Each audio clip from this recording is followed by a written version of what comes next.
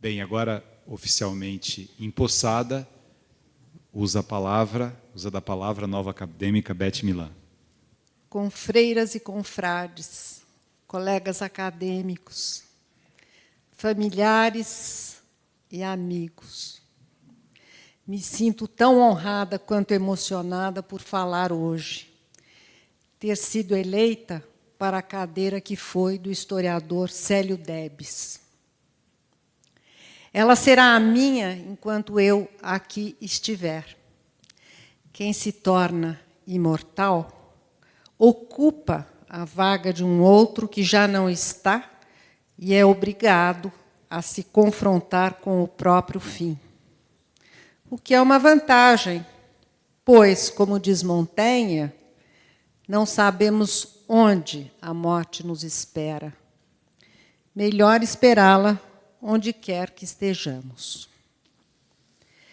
O lugar de Célio Debs é o que melhor conviria a uma escritora de formação psicanalítica, porque tanto o historiador quanto o psicanalista têm a responsabilidade de iluminar os fatos, explicando a razão dos mesmos. Célio Debs se formou em Ciências Jurídicas e Sociais pela Faculdade de Direito do Largo São Francisco e se tornou mestre em História pela Faculdade de Filosofia, Ciências e Letras. Foi advogado, procurador do Estado e integrou o corpo jurídico da Companhia Paulista de Estradas de Ferro. Nesta posição, ele escreveu um texto da maior atualidade, A Caminho do Oeste, no qual mostra que foi um erro privilegiar a rodovia com o uso de combustíveis fósseis e não o trem. Não é preciso mais para enfatizar a importância do trabalho dele.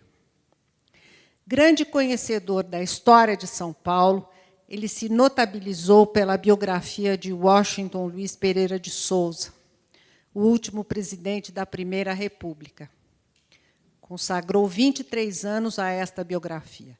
Além dela, publicou outros livros, artigos na grande imprensa e na revista da Academia Paulista de Letras.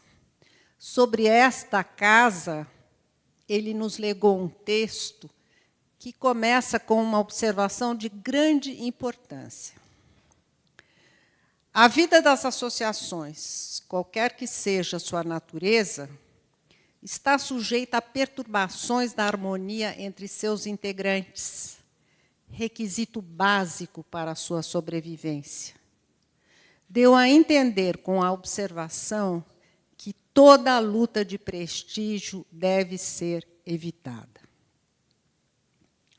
Me reconheço no espírito do meu antecessor e também no de Joaquim José de Carvalho, o fundador da cadeira. Era médico. E, em 1909, fundou a Academia Paulista de Letras, inscrevendo-se na tradição dos médicos para os quais a literatura é fundamental. Entre eles, Freud, que recebeu, em 1930, o Prêmio Goethe de Literatura. Ninguém menos do que José de Anchieta é o patrono da cadeira. Nasceu em 1534, nas Ilhas Canárias, e, aos 17 anos, ingressou na Companhia de Jesus, em Portugal. Neste mesmo ano, teve uma tuberculose óssea que deu origem a uma grave escoliose, a corcunda, que pode ser vista na capa de uma biografia escrita sobre ele. Apesar da doença, ou talvez por causa dela, em 1553, Anchieta embarcou para o Brasil com a missão de catequizar. Um ano depois, como vocês todos sabem, em 25 de janeiro de 1554, fundou, com Manuel da Nóbrega, o Colégio de Piratininga, em torno do qual se formou o povoado que deu origem à nossa cidade. Daqui, ele foi enviado para São Vicente, onde exerceu a sua missão e aprendeu o tupi, cuja gramática foi objeto do livro escrito 2 anos antes da sua morte. O livro se chama Arte da Gramática da Língua Mais Usada na Costa do Brasil. Anchieta escrevia na sua língua materna, o espanhol. Só depois traduzia para o português e o tupi. Morreu no Espírito Santo, em 1597, e foi canonizado pelo Papa Francisco, também jesuíta. O que me chama a atenção na história de Anchieta é a sua resiliência e a sua escuta. Teve uma deformação na coluna que o dobrou em 2. A escoliose dói. E é possível que a tuberculose óssea tenha deixado sequelas para as quais, na época, não havia tratamento algum. Anchieta teve a doença quando jovem e, portanto, resistiu à dor ao longo da vida. Me perguntei como isso foi possível e encontrei a resposta no texto de um contemporâneo dele, Montaigne, que sofreu as dores atrozes do cálculo renal. Segundo Montaigne, o que atormenta os homens não são as coisas, e sim as opiniões que eles têm das coisas. Graças ao julgamento, nós temos o poder de transformar o mal que nos afeta num bem.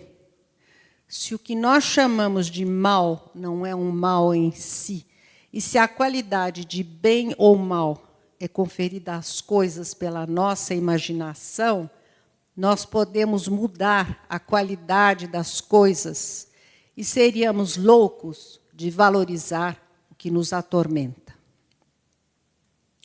Anchieta foi capaz de se valer da dor para se superar. A sua história é exemplar por isso, porém não só. Para exercer a sua missão de catequizador, ele primeiro escutou o índio, ou seja, se dispôs a aprender para ensinar. Além de ter aprendido o tupi-guarani, se valeu do aprendizado para legar uma gramática à língua dos índios, fazendo dela uma língua transmissível para gerações futuras. Só cumpriu a sua missão valorizando a cultura do outro. Isso não aconteceu por acaso, mas porque Anchieta foi repetidamente o outro. Anchieta foi quase sempre o estrangeiro. Nasceu na Espanha, fez a sua formação em Portugal e se radicou no Brasil. Tendo sido privado da sua língua materna, o espanhol, no qual primeiro escrevia os seus textos, Anchieta sabia da falta que a língua materna faz para o indivíduo. Sentiu na pele o drama do índio, drama que se expressa, curiosamente, no 3º aforismo do Manifesto Antropofágico de Oswald. Tupi or not tupi? That is the question. Anchieta, de certa forma, indicou o caminho para os modernistas. O que queriam eles, se não celebrar o nosso multiculturalismo? Absorver a cultura do outro, degluti-la para dar origem ao que é nosso. Se Mário de Andrade quis que a nossa língua escrita fosse atrelada à língua oral, é porque ele sabia da importância do tupi e das línguas africanas na formação do português do Brasil, que é o nosso, mas também o dos outros lusófonos, como é nossa a língua deles. Vale lembrar que o português é a 5ª língua mais falada no mundo. Brasil, Portugal, Angola, Moçambique, Cabo Verde, São Tomé e Príncipe, Guiné-Bissau, Guiné Equatorial, Timor-Leste.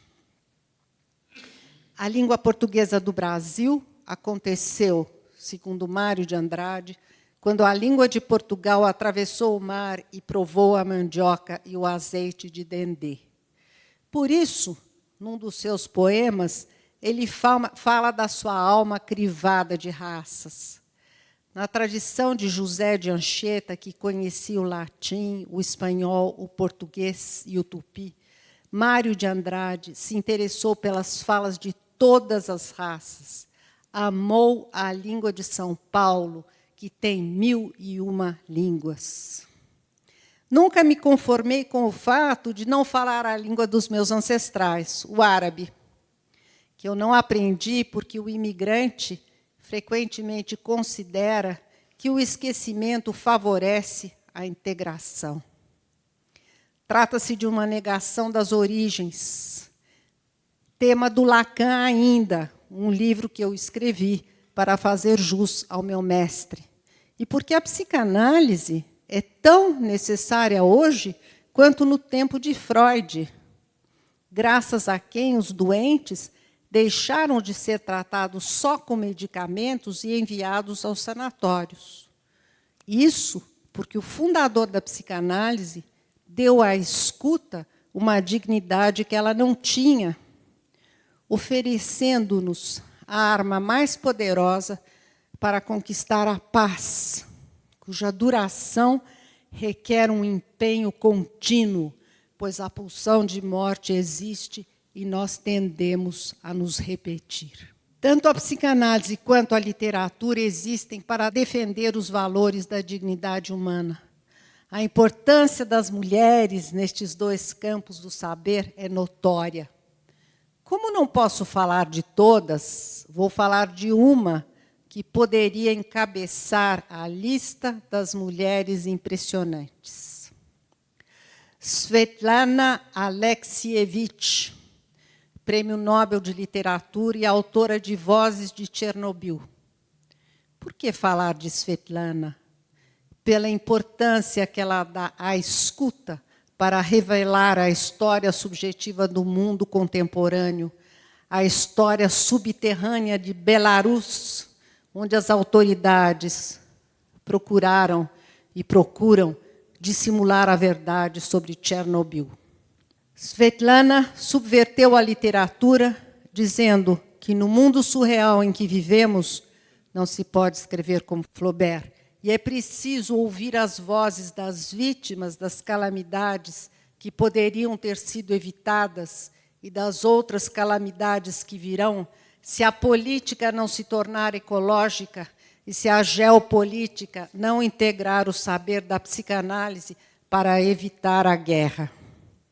A obra de Svetlana convida o escritor a lutar contra a ideologia do ódio e o negacionismo. Um convite que pode fecundar a nossa literatura, dando origem aos relatos mais pungentes sobre o Brasil. Para terminar, preciso dizer que o homem não é feito só de desespero, ele também é feito de fé e esperança, da sede de viver e de se alegrar. Conforme lembra o Eclesiastes, há um momento para tudo e um tempo para cada coisa na terra, um tempo para chorar e um tempo para rir, um tempo para o luto e um tempo para dançar.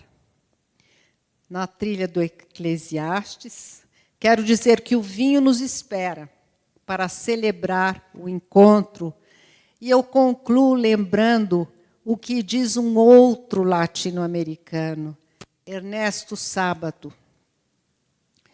Não são nem os muros, nem o teto, nem o solo que dão a uma casa a sua personalidade, e sim os seres que aí vivem, com as suas conversas e os seus risos, suas raivas e seus amores. Obrigada. Obrigada a todos pela presença.